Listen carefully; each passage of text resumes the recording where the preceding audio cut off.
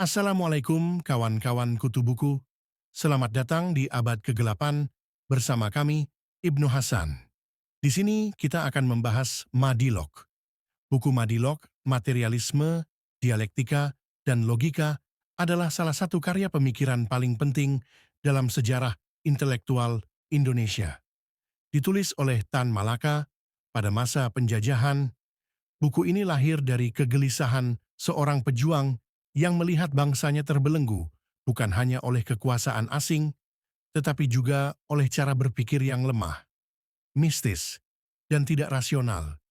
Melalui Madilog, Tan Malaka mengajak pembacanya untuk membangun cara berpikir yang ilmiah, kritis, dan sistematis.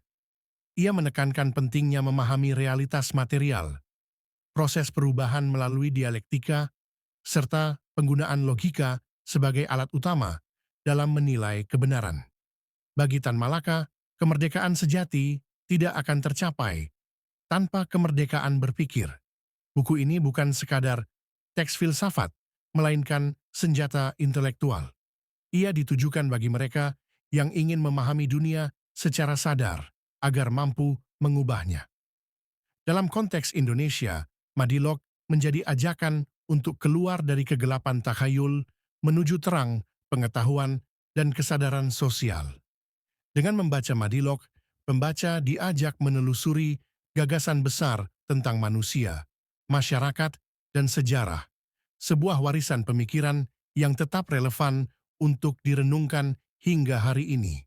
Baik, mari kita melusuri sejarah lahirnya Madilog sebelum kita menjelajahi alam Madilog. Sejarah Madilog ditulis di Rawajati, dekat pabrik sepatu Kalibata, Cililitan, Jakarta. Di sini saya berdiam dari 15 Juli 1942 sampai dengan pertengahan tahun 1943. Mempelajari keadaan kota dan kampung Indonesia yang lebih dari 20 tahun ditinggalkan. Waktu yang dipakai buat menulis Madilog ialah lebih kurang 8 bulan dari 15 Juli 1942 sampai dengan 30 Maret 1943, berhenti 15 hari, 720 jam, ialah kira-kira 3 jam sehari. Buku yang lain ialah gabungan aslimnya sudah pula setengah ditulis, tetapi terpaksa ditunda. Sebab yang pertama, karena kehabisan uang, kedua, sebab sang polisi, Yuansa namanya di waktu itu, sudah 2 kali datang memeriksa dan menggeledah rumah, lebih tepat lagi, pondok tempat saya tinggal.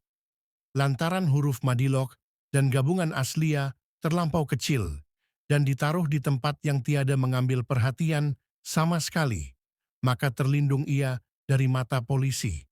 Terpeliharalah pula kedua kitab itu dan pengarangnya sendiri seterusnya dari mata dan tongkat kempei Jepang.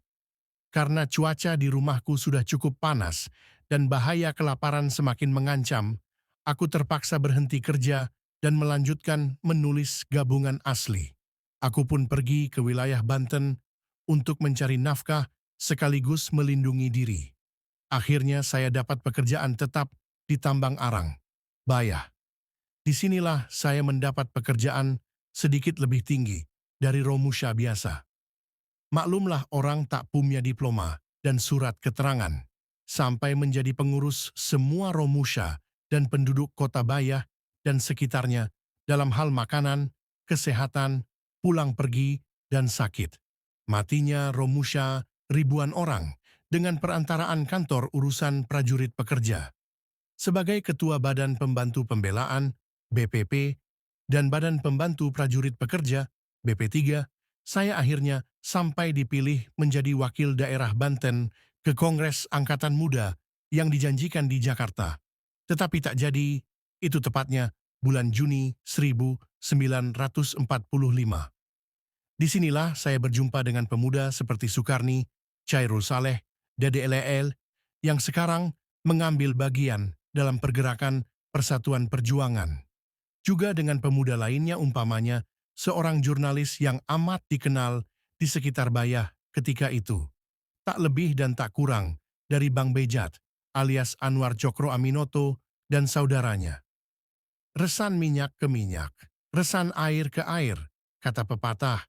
Demikianlah pengarang ini yang pada masa Jepang itu memperkenalkan dirinya dengan nama Ilyas Hussein, dengan jalan memutar sampai juga ke golongan yang dicari yang mulai mengambil bagian besar dalam pergerakan kemerdekaan Indonesia pada tanggal 17 Agustus 1945 ialah golongan pemuda.